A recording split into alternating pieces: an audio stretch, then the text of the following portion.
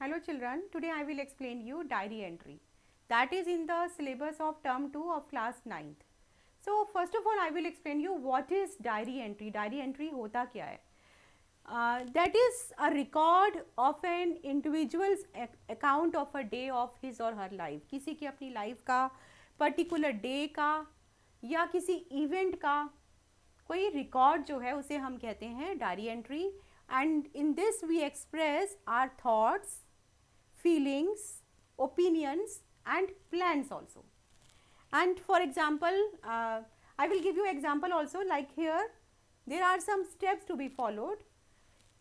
We can write this in simple past also, like अगर कुछ भी हमारा इवेंट हो गया हम उसका एक्सपीरियंस शेयर कर रहे हैं, then we will write in past tense और प्रेजेंट परफेक्ट ऑल्सो.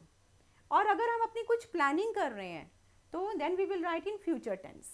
तो ये हमें ध्यान रखना है कि हमारा क्वेश्चन क्या है, हमारा कंटेंट क्या है.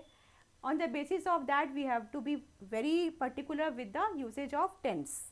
Then begin the entry describing the day or momentary feelings also, and in the end conclude with final remark and future course action. So now let's come to the format. It is very important to follow the proper points or steps of the format of diary entry because you will get the marks on the basis of the format. It should be followed very correctly. First is the date. How to write date? Date should be written like this, not in brief, it should be complete way of writing date. Second is day. What is the day today? Like it is Saturday, we will write Saturday. Time. Time is most probably ऐसा ही होता है कि diary हमेशा रात के समय लिखी जाती है. तो आप अगर क्वेश्चन में नहीं लिखा हुआ, क्वेश्चन में अगर टाइम लिखा हुआ है तो आप वही टाइम लिखेंगे, रात का समय लिखेंगे या फिर अगर कुछ भी नहीं लिखा हुआ तो आप एग्जामिनेशन हॉल में जिस टाइम पे आप बैठे हुए हैं ऑब्वियसली 10 AM या 10:30 AM तो आप अंदाजे से वो भी लिख सकते हैं. उसके बाद ये जो मैंने ब्लू लाइन छोड़ी है that means you have to leave a blank line. एक लाइन छोड़कर आप फिर आएंगे इधर डियर डायरी. डियर डायरी का मतलब है कि आप डायरी से को अपना फ्रेंड मान लेते हैं और आप उससे अपना एक्सपीरियंस शेयर कर रहे हैं.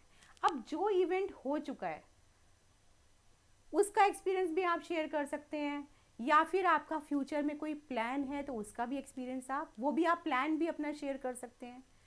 Then comes content. Means content is the most important part of diary entry. उसके बाद नेम.